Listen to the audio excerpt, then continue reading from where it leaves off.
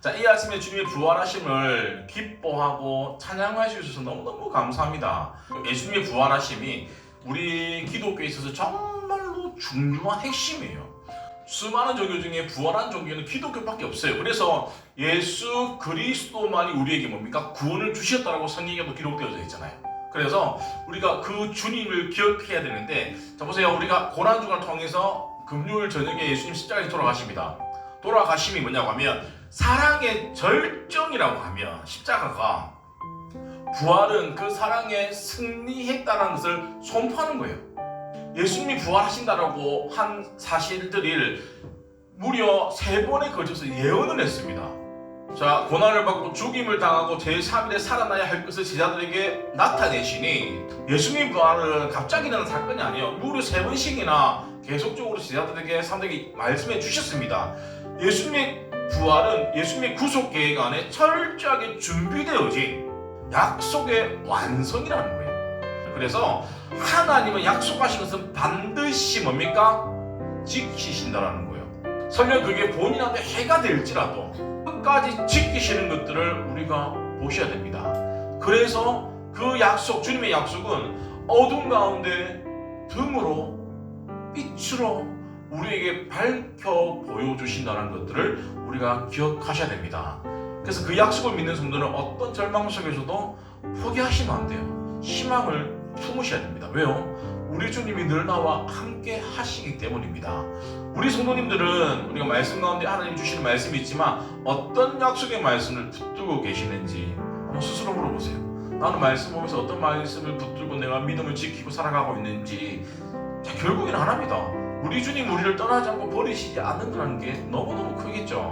자, 이 말씀은 여호수아에게 하셨던 말씀입니다. 선대 모세가 출애굽을 하고 나서 사실 이스라엘 역사를 보면 모세만큼 큰 리더십을 가진 사람이 없어요. 그 뒤에 또 뭐 다윗 왕도 있겠지만, 보세요. 그 모세의 그 역할, 정말 상 같은 사람이 어느 순간 없어져 버리고, 눈의 아들 여호수아, 수종자의 2인자가 이제 모세의 역할을 감당했을 때 거기에 대한 부담감이 너무너무 컸을 거예요. 그때 하나님 하셨던 말씀이 내 평생에 능히 너를 대적할 자가 없으리니 내가 모세와 함께 있었던 같이 너와 함께 있을 것이니라. 내가 너를 떠나지 아니하며 버리지도 아니하겠다라고 말씀하고 있습니다.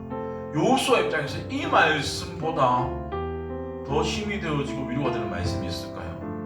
그 말씀이 오늘 우리에게도 동일하게 말씀하시는 거예요. 어떻게요? 너를 떠나지도 않고 버리지도 않겠다라고. 또 하나, 무덤이 비워져 있었어요. 자, 이건 뭐냐고 하면 죽음을 이긴 생명의 증거인데, 부활절의 메시지는 대부분 예수님이 살아나셨다라고 얘기를 합니다. 그런데 죽음이 더 이상 끝이 아니라는 것들을 우리가 아셔야 됩니다. 예수님의 부활이 우리에게 3가지를 말씀하고 있는데, 자, 죽음이 끝이 아닌데 보세요. 썩을 것이 썩지 아니함을 입고 죽을 것이 죽지 아니함을 입을 때는 사망을 삼키고 이기리라. 무슨 말입니까? 썩지도 않고 죽지도 않는다는 거예요. 누가요? 성도가.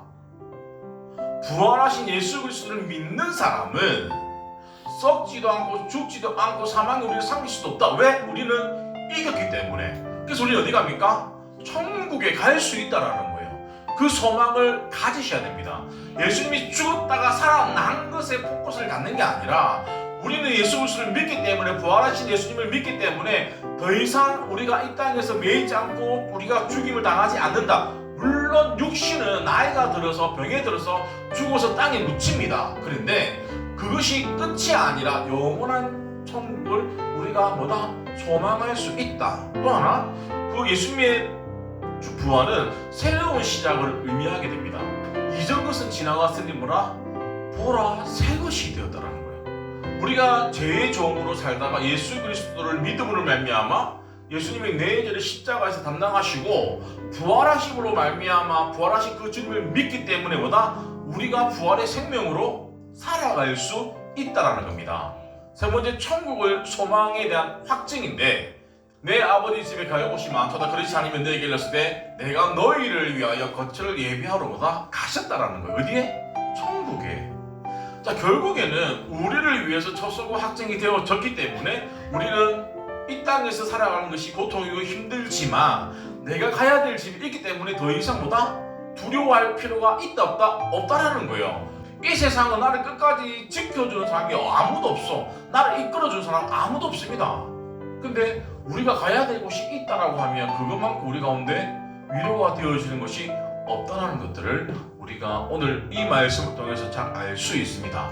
또 하나, 예수님의 부활은 우리 가운데 무서워하지 말아야 되는데, 자, 부활에 예수님이 제일 처음 하신 말씀이에요. 천사가 여자들에게 이르시되 너희는 무서워하지 말라.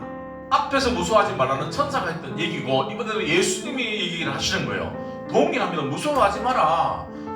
나는 부활했으니까 빨리 가서 전해라. 내 부활했다는 것들을. 자, 뭐냐고 하면 부활하신 예수님을 만난 사람은 두려움에서 담대함으로, 절망에서 소망으로 바뀌어진다는 거예요. 부활하신 우리 주님이 우리와 함께 하신다라고 약속하셨기 때문입니다. 자, 우리가 시험이 우리 가운데 찾아올 때도 있습니다. 분명히 우리가 뭐 질병에 걸릴 때도 있습니다. 제가 그때 근육질환 때 안수기도를 쭉 보니까 이게 힘든 부분 되게 뭐 있더라고, 구체적으로. 그런데 보세요, 우리 가운데 힘듦이 있지만 말씀 보면 감당할 시험만 우리에게 허락하셨다는 거예요. 사실 그것도 위로가 되지만 더 큰 위로가 뭔지 아세요? 피할 길을 이미 예비하셨다는 거예요. 하나님의 은혜를 아시는 분은 내가 이 상황 가운데 피할 길을 가다 보면 이 길이 어떻게 보면 제일 빠른 길이었구나. 근데 그 길을 가지 않았던 사람들은 왜 나에게 지금 이 시험을 주십니까? 왜 어려움을 주십니까? 이렇게 생각하시는 거예요. 우리 인생을 살아가다 보면 어려움이 없는 일이 한 번도 없습니다. 아마 우리가 죽을 때까지 계속 시험이 올 거예요. 그러면서 어떤 분들은 분명히 하나님이 내가 감당할 수 있는 시험만 주신다고 했지, 또 피할 길을 주신다고 했지. 이 분들은 말씀 있는 사람이고, 어떤 말씀 없는 사람들은 교회 다니나 안 다니나 똑같네, 똑같이 시험이 있고 똑같이 어려움이 있네라고 하시는 분들은 그냥 교회를 떠납니다. 자, 그렇게 떠나시는 분들은 뭡니까? 영원한 초소랑은 멀어질 수밖에 없다는 것들을 기억하셔야 됩니다. 이 부활의 아침에 기억해야 될 것이 뭐냐고 하면, 우리 주님이 끝까지 나와 함께 하심을 믿는 사람은 내 지금의 상황에 관계없이 뭡니까? 그분을 따라갈 수밖에 없다는 거예요. 그 길이 가장 빠른 길임을 우리가 기억하셔야 됩니다. 그러니까 결국에는 그 부활의 소식을 빨리 가서 전해야 된다는 거예요. 왜냐하면 생명의 말씀이기 때문에. 부활하신 예수님을 우리가 믿는 것이 확증이 되어지기 때문에 흔들리지 않을 수 있다는 겁니다. 오늘날 우리에게도 마찬가지 사명이 전해 주어진 겁니다. 뭐다? 우리도 빨리 가서 예수님의 부활하심을 전해야 된다는 거예요. 그래서 그 부활하신 주님은 우리를 절망에서 이기게 하시고 또 죄의 쇠사슬에서 끊어주신다는 것들. 자, 마찬가지죠. 죽음에서부터 우리가 살리심을 받는다. 또 하나, 부활은 용서의 능력이 되어집니다. 왜냐고 하면 예수님의 수제자가 베드로였습니다. 그래서 캐톨릭은 베드로가 제일 큰 교황이죠. 자, 마찬가지요. 베드로는 수제자였지만 십자가 지시기 전에 예수님을 모른다라고 부인하고 거절했던 인물이었어요. 그 수많은 제자들 따르던, 그래서 예수님이 공생의 사역 가운데 복음을 전할 때 보면 늘 따라다니는 수식어가 허다한 무리가 따랐다는 표현이 늘 따라다닙니다. 자, 그런데 예수님의 십자가 지심으로 말미암아 다 뿔뿔이 흩어졌습니다. 왜요? 무서워서. 또 하나, 예수님이 고난당하시고 부활하심을 믿지 않았기 때문에.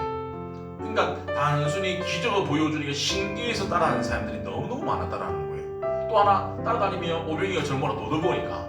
자, 그런데 보세요. 그 당시 십자가 지심으로 다 예수님을 떠났지만, 근데 예수님이 부활하심으로 말미암아 그 제자들이, 베드로가 다시 한 번 더 행복이 되어져서 예수님과 함께 했을 때보다 예수님이 부활하시고 나서 훨씬 더 크게 담대하게 본인의 사역들을 감당했다는 것들을 알 수 있습니다.